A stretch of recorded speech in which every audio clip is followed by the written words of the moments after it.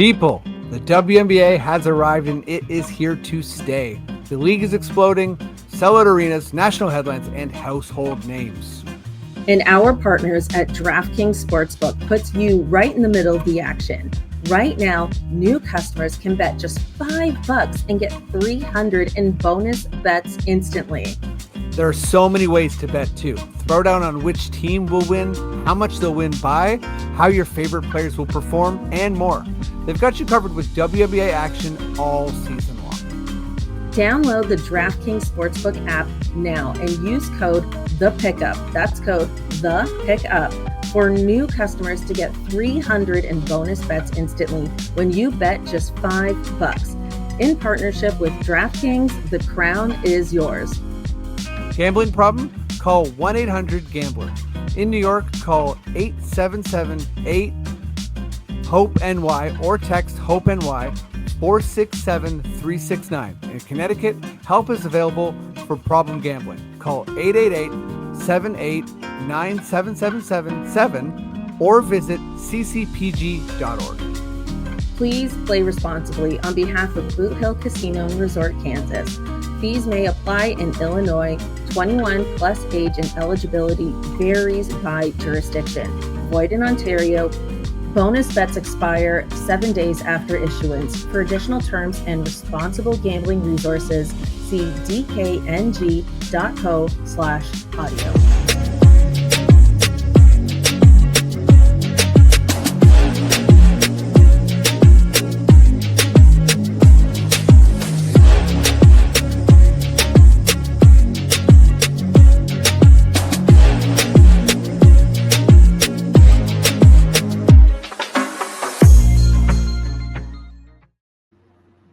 Hello and welcome to the Pickup WNBA podcast. I'm your host, Catherine Eicher. And I'm your other host, Freddie Rivas. What, my friends, is up?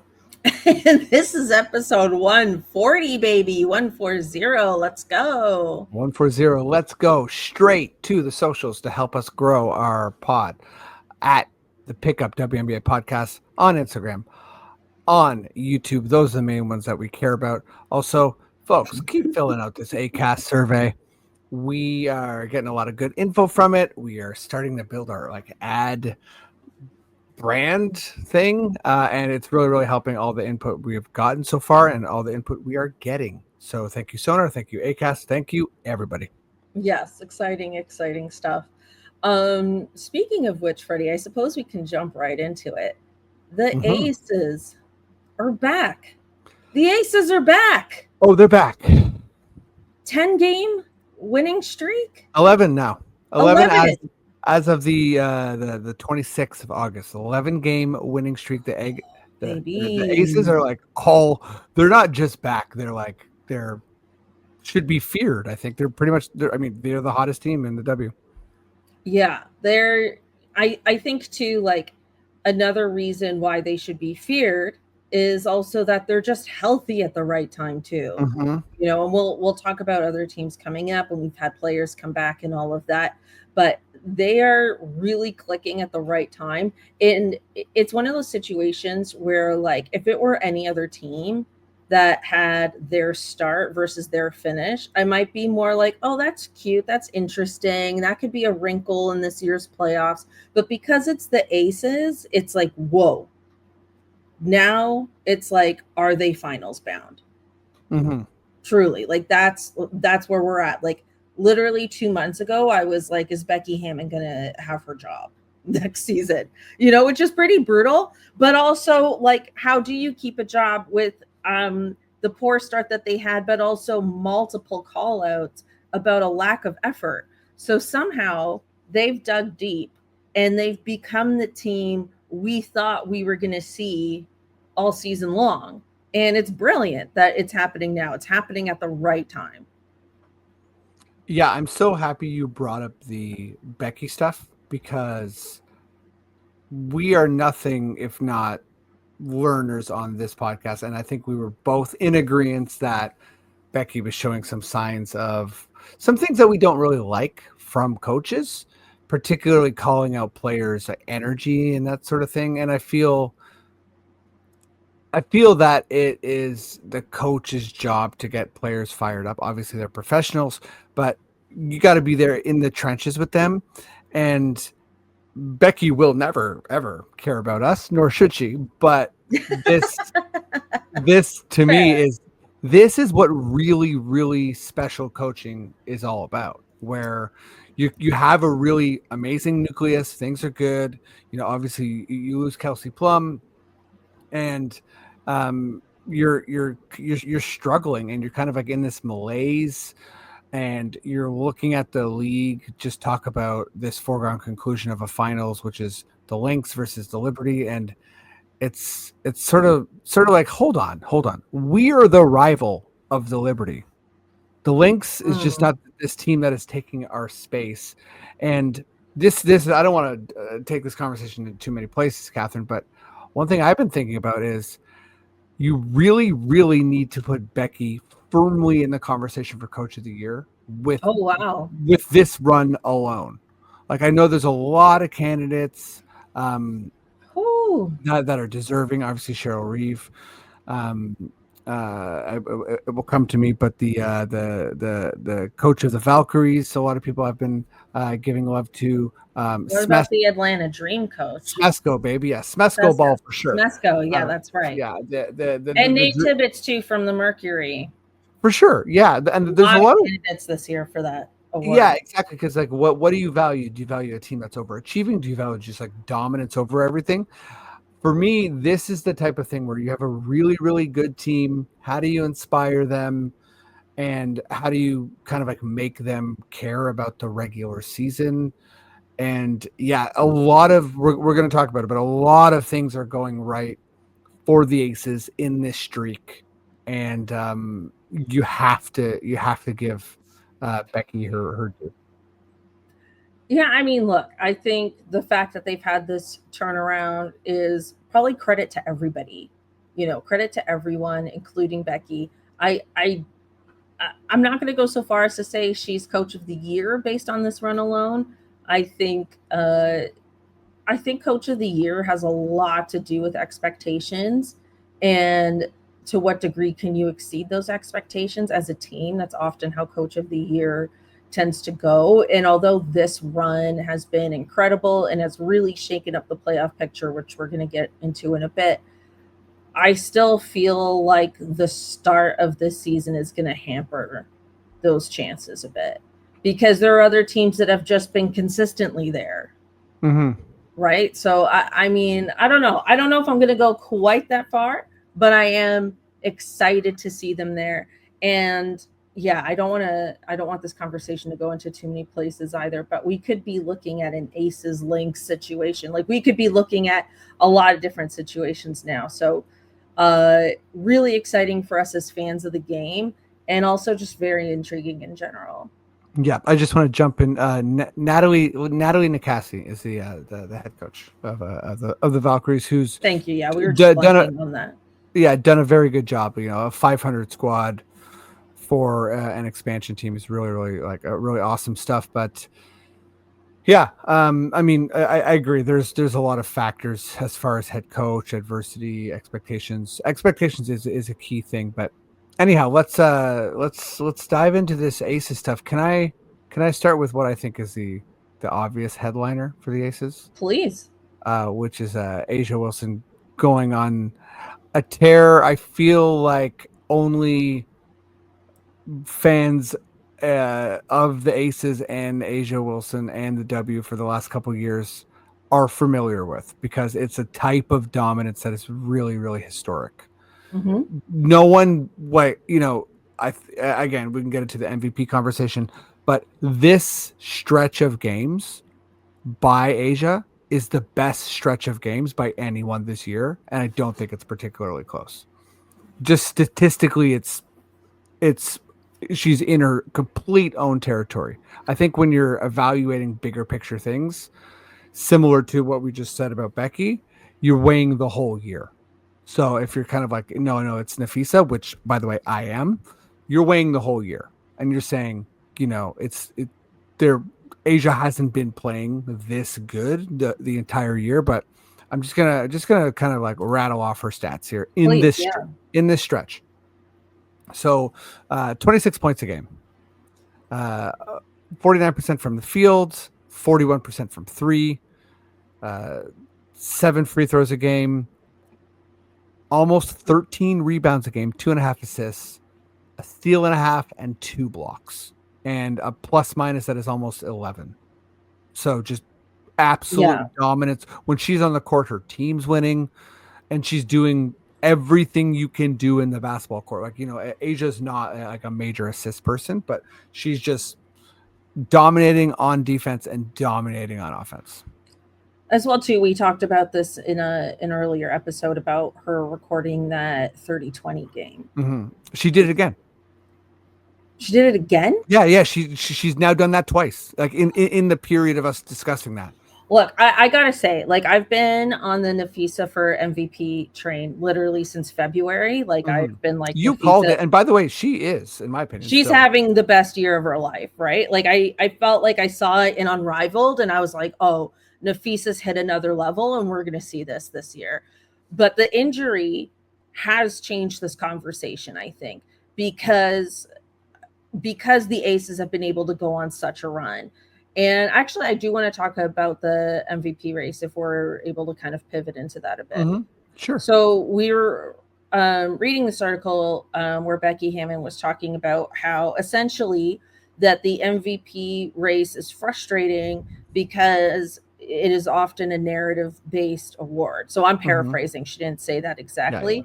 But she referred to the narratives around the award being frustrating, and that, you know, it, like, the best player with the best stats should get this award, which is essentially Asia. Like, she's basically saying, like, this award should be Asia's because she has the best individual stats.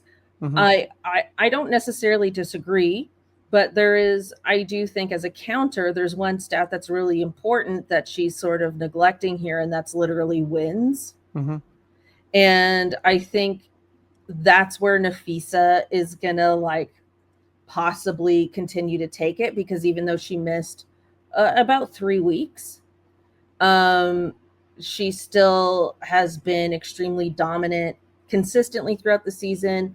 But the fact that the team has been able to stay at number one the whole year might shift things in her favor. And then there was also, like, again, going back to the narrative thing, just the whole, like, voter fatigue scenario where people have been voting. You know, Asia hasn't won it every year, but people have been voting for Asia so many years in a row. I don't know how I feel about it now as we're talking about the Aces. Like, should this award still be Nafisa's? Should it go to Asia? I feel like either way, it's well deserved.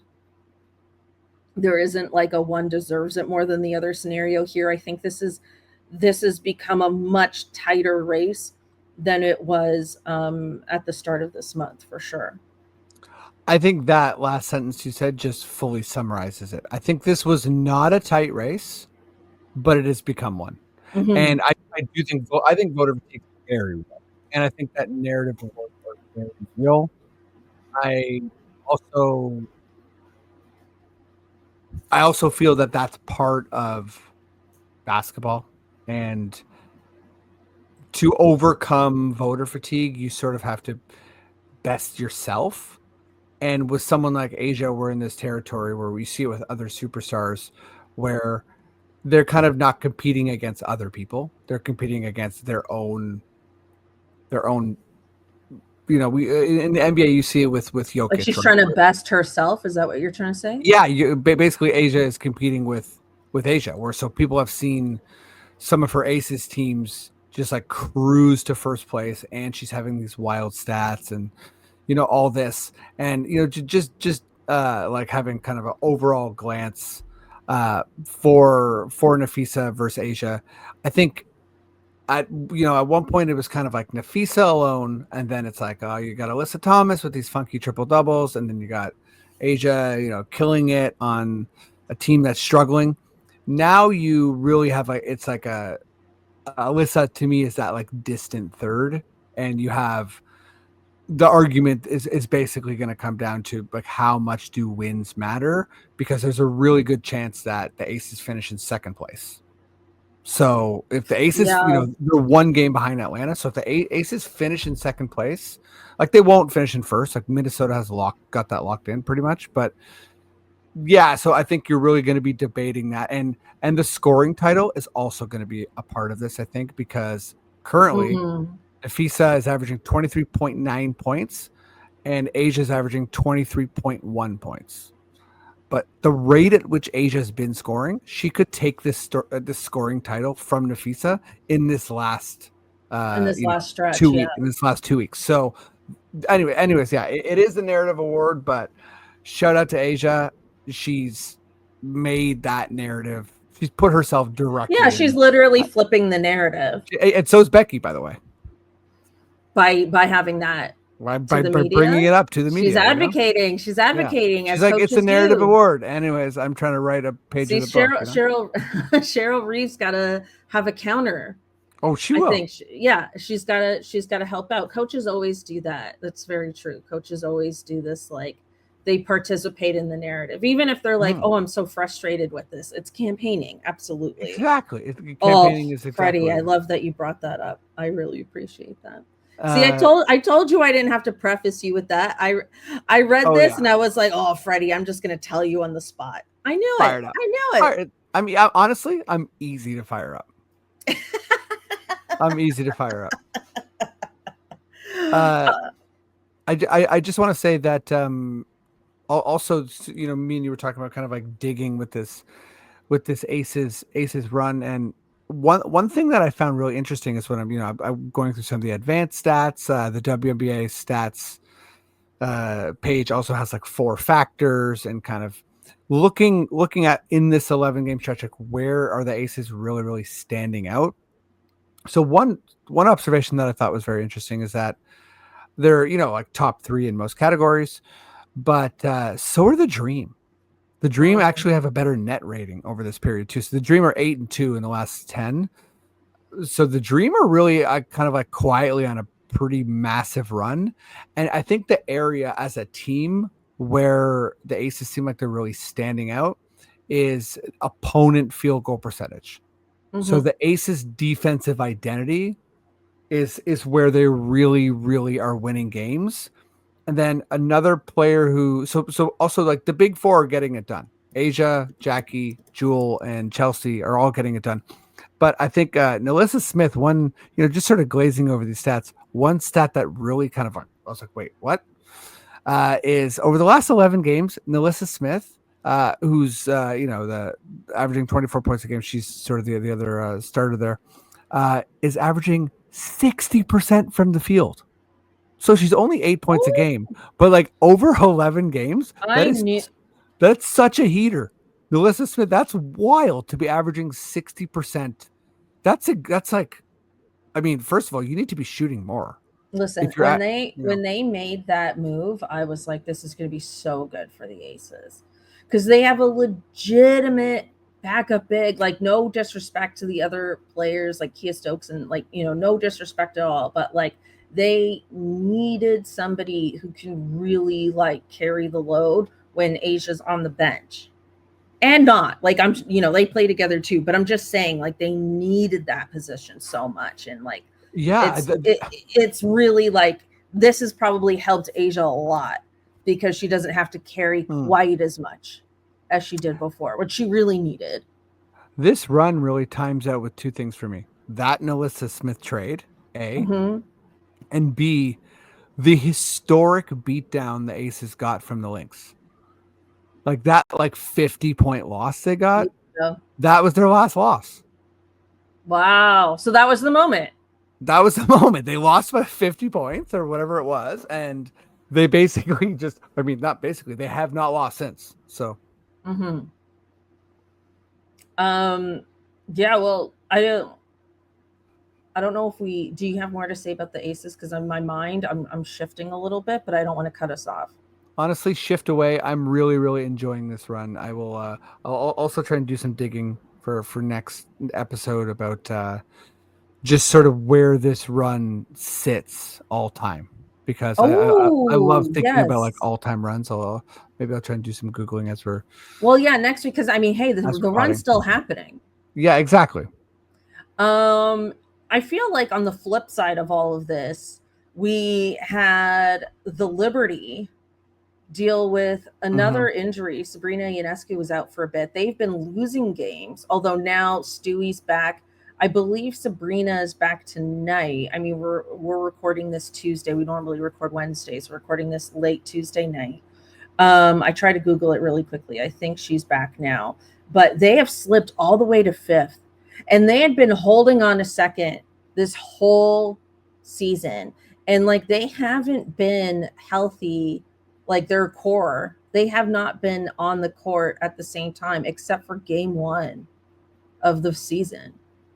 So the Liberty have taken a real hit. Now, again, the standings are so tight. If they're all back, there's weeks left. They can come back. They can get back to second place or third place, or at least in that top four. But this hit really, really hurts them. Mm-hmm. And Yeah. yeah, like they can recover, but it took them from being like a finals favorite to being more questionable, I feel. Because if they're not second, if they're not going to have home court against every single person except like, except for the Lynx, which is how it was before. If they're not even going to have home court in the first round, like that's brutal. And I remember earlier, before the season started, and we were kind of doing our predictions. I remember saying, like, look, like, there's no reason to not predict that the Liberty will be in the finals again. But my only caveat was that it's just hard to get to the finals 3 years in a row. It's just hard to do that. And, not that I foresaw anything happening. I'm pretty sure I still picked them. But my only caveat was just historically speaking, it's just really hard to do that 3 years in a row. And Mm-hmm. maybe now we're starting to see that a bit.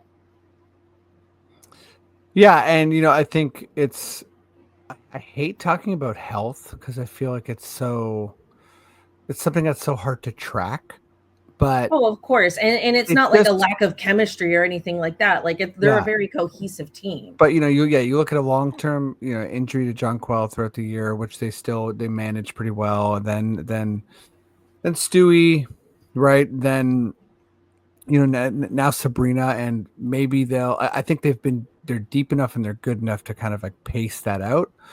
But it's sometimes injuries is the story, of the year for a team. Like if you're a Fever fan, Yeah. how do you evaluate this year? It's just been a Brutal year injuries. filled with injuries and season-ending injuries, and just sort of, what a really like a tough kind of like sophomore season for Caitlin Clark. Caitlin Clark fans of the league.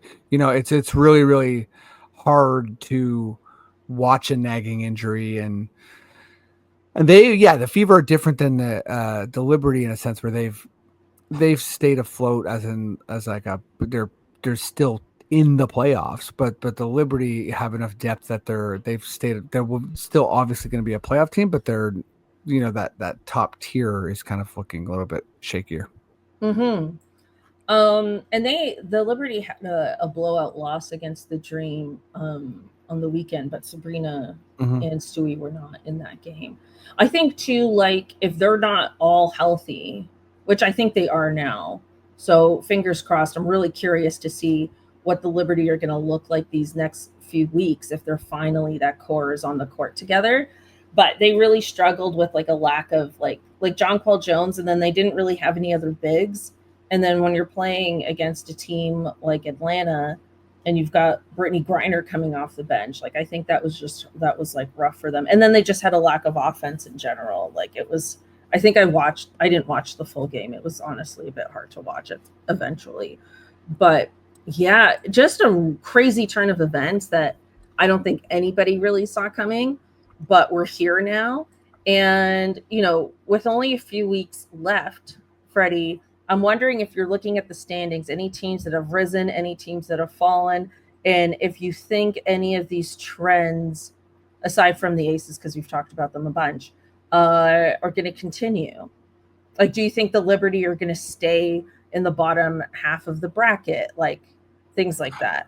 I mean, I already brought them up, but the Fever are just huge for me. And I was just looking up like what is going on with Caitlin Clark, and apparently they're ramping up endurance, and Mm-hmm. their ideas like, let's see if we can get her a couple games before the playoffs.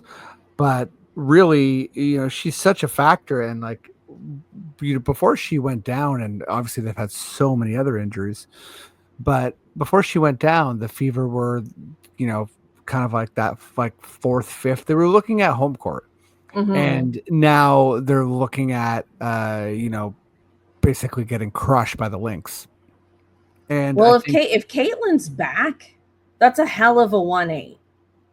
I oh, mean, we were talking it about would the be Sparks electric. being there, but if Caitlin Clark is back, I mean, that'll like I expect the Lynx to beat them still, but it yeah, that's a hell of a 1-8. I gotta Yeah, and say. sorry, I should say they're tied with the Valkyries, so it could be, it could be Dream Fever, and yeah, the Sparks. We're not getting Fever Dream, unfortunately. That's not going to happen. But Dream Yeah, Fever is very possible. uh, yeah, and then I mean, I think Seattle's like recovered a little bit since we've sort of done some standing watch. Phoenix has really kind of maintained their status as like a likely home court team. I mean, this home stretch is absolutely wild. Like, there's a lot of, I think I the gotta say, Lynx. if it's Mercury Storm in 4 or 5, like right now the Storm are 6, but they've won 3 in a row, and I expect the Liberty might pick up. Like, who knows? Like, all this is going to shift. Yeah. But if we get Mercury Storm 4 or 5, that might be one of the toughest first round series we see. Yeah, for sure. Those I mean, teams I feel are pretty evenly matched. Although Kalia Copper went down earlier this week. I should look up if we have an injury status for her. but yeah, from a standings watch perspective, this last stretch is going to be really, really exciting. And the only team that's really kind of set in place is the Lynx. So that's. I mean, you can't really get more exciting like standings watching than that. Like, good, Golden State and Indiana are tied. The Storm are a couple games back from the Liberty, and basically the Liberty, Mercury, and Aces virtually have the same record. And I guess yeah, Dream, Aces, Mercury, Liberty, sort of like basically 2 through 5 is nearly identical records. So, yeah, playoffs, here we come. I'm just trying to look up this injury update. So, You know what? sorry. Well, while you look that up, I just because I love doing this. This is an old Please. website, so it's not updated. But for anyone that enjoys nerding out like me on this sort of thing, so this is the all time win streaks in the W. So right now, the as of this recording, the Aces are 11 games, which actually ties their own win streak from 2023. But first all time is the Sparks, 2001, 18 wins. Mercury is number 2, 16 wins, 2014. Houston Comets, 15 wins, 1998. The Sun, 14 wins, 2021. Storm, Lynx in 2010, 2016, respectively, 13 wins. And then the Lynx again, 11 wins, 2012. Sparks, 11 wins, 2016. And then there's a So it keeps if they going, but get if they get like literally one more win, they're in historic territory. pretty Because much 11 seems to be where a lot of teams have hit 11. that's right. Yeah, if they get 11, they're in the top 7 all time. Mm-hmm. Um, the only thing I could find is that she's listed as questionable right now. She had they played against the Aces on Thursday, and I watched that game, and she went down pretty hard with like a rib injury, and she wasn't brought. She was out for the game, so I wasn't sure she was at now, but it's listed as questionable as far as I can see. Yeah, we're also in KG territory for teams right now, where their staff is kind of like they're fairly reticent to share injury info, because as we start to Right. kind of prep you, I feel like injury information gets a lot cloudier. Like I didn't know Nafisa was coming back. I didn't know Stewie was coming back, and it was like they're both just like, I'm back. Oh So my I think God. Nafisa did the like press release with the quote, "I'm back," like Michael Jordan did back in the day. I thought it was a yeah, little cheesy. Because yeah, I'm like, this is not nearly as dramatic as Michael Jordan coming back. Like, come mm-hmm. on. Anyway, cute, but I was like, all right. Yeah, I hear you. Okay, Freddie, should we move on to badass player of the week? Let's do it. Boom. Who you got? So my badass player of the week. Sorry, let me just go back to my stats here. But my badass player of the week is one of my favorite players. It's Dominique Malonga, and she's got a 3-1 week. Sorry, let me just pull it up here. Yeah, so 3-1 week for Seattle. Obviously, 3-game win streak. But what we're really seeing from Dominique here that is impressive is she's second behind only Asia in blocks. Okay, so this is Asia's 29 in her prime. Dominique's 19. Right. So this is why I'm like all in on Dominic. Like this is a really sort of like special player in the making. The minutes are starting to rack up 24 minutes a game now, and that's Huge. 3 wins in a row, right? 15 points a game in this stretch. She's averaging 56% from the field, hitting, not a lot of threes, but 50%. Yeah, that's a small sample size, right? But and then she's averaging 8 rebounds and a steal, 2 blocks. So this is a 19-year-old doing this.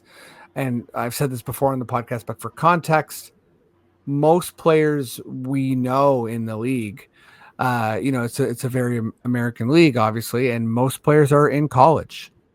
They're not even really like, we don't have a reference point for a player this young in the league.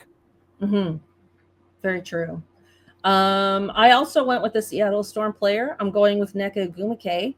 First of all, she hit a very iconic game winner against the Washington Mystics earlier this week from super, super far out. Or actually, no, not super, super far out. My apologies. But she hit a game winner, and it was 30 points in that game to win the game 84-82. But let's look at her regular season or her stats over the last week here. She has just shy of 20 points a game.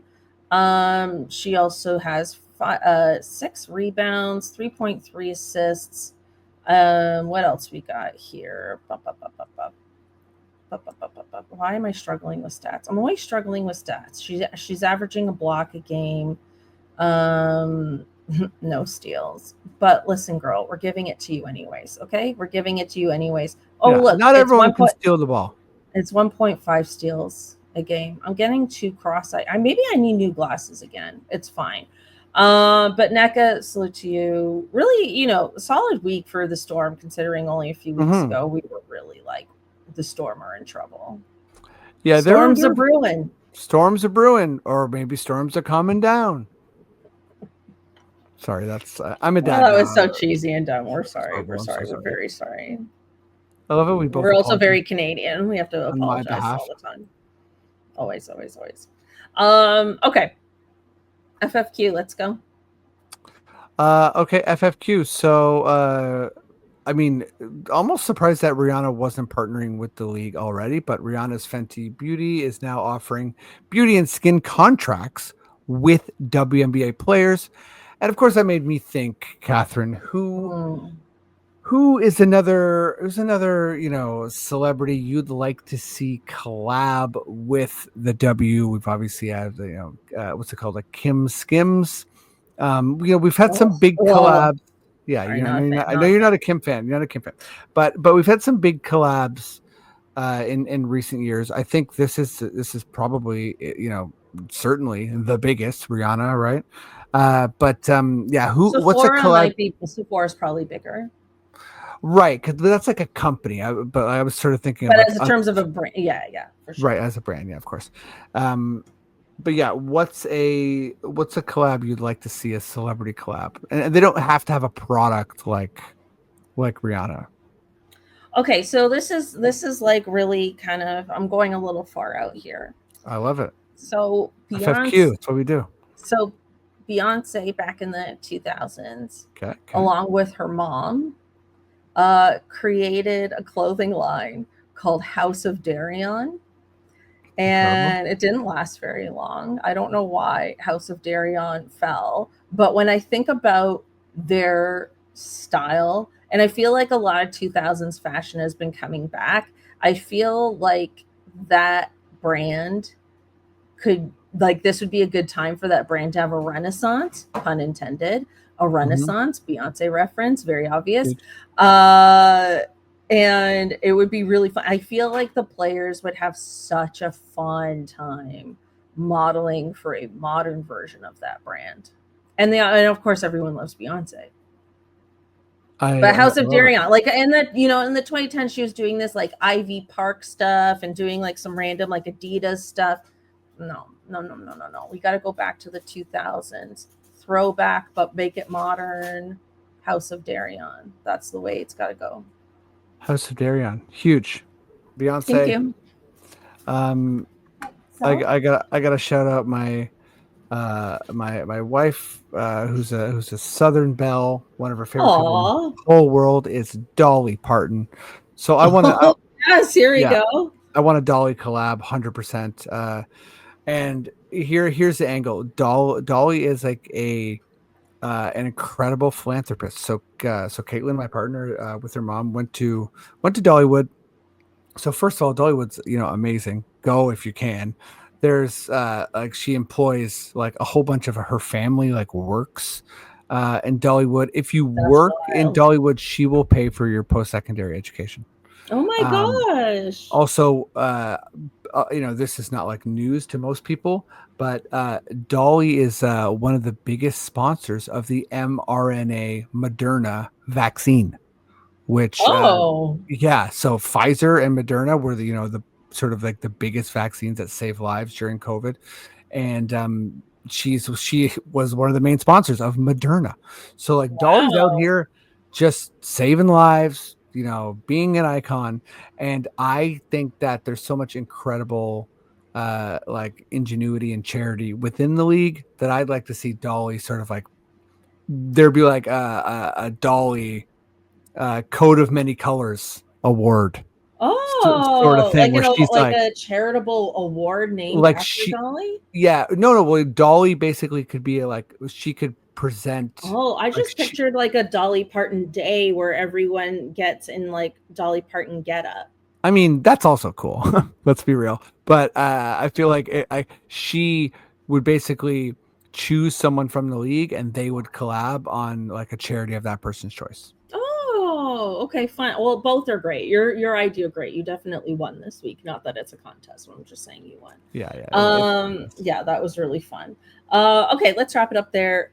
Thank you everyone so much for listening and tuning in. Freddie, do we have fantasy shout outs? we do. So it's fantasy playoffs. So I want to give some respect to some of the players that have now been eliminated. So we'll start with Elevate Your Game, who had won the league, cruise to a pretty easy win over Connecticut Fun. Connecticut Fun, thank you so much for playing. Oh, You yes. have lost. By the way, the Connecticut, we've got a lot of good insight from this person. They've let us know what's going on with Connecticut quite a bit. Uh, and then so this part of the bracket went chalk, cantankerous cats, beat, hoops, hops, and handles. None of these rounds were particularly tight, but still like big scores from hoops, hops, and handles. So it's unfortunate that they lost, but yeah. So the next one down, Lauren's lucrative team This is the one of the big upsets of this first round here. So they beat Reese's Pieces, who was in third place. Ooh. And KDB Ballin, this is the big upset. Beat East Coast Top 30, who was number 2.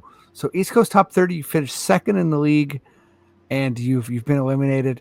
So now we're on to our semifinal here. KDB Ballin is up against the juggernaut Elevate Your Game, seeing if they can go for another massive upset. And then Lawrence Lucrative Team is going up against Cantankerous Cats. So fairly tight so far. Elevate Your Game off to a lead, and Lawrence Lucrative Team is also, Cantankerous Cats is off to a lead there. But yeah, shout out to Connecticut Fun, Hoops, Hops, and Handles, Reese's Pieces, and East Coast Top 30. Thank you so much for playing in our fantasy league, and yeah, we'll keep you updated. Amazing stuff. Good luck to everyone that's left. Appreciate everyone participating in fantasy this year. Okay, yes, we're wrapping it up there. Thank you everyone so much for listening and tuning in. Appreciate you so much.